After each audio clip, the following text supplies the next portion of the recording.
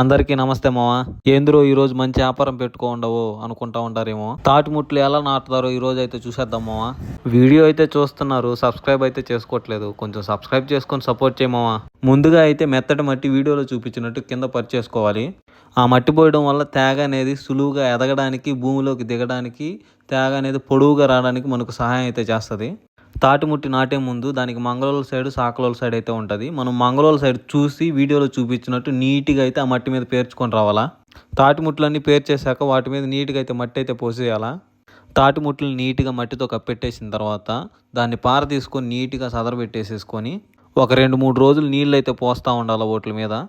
అలా పోసామంటే మనకు తేగలు ఒక 2-3 నెలల లోపలైతే వచ్చేస్తాయి. అంటే భోగి పండగ కల్లా మనకి తేగలు అనేటివి నీట్గా అయితే ఊరిపోతాయి అనమాట.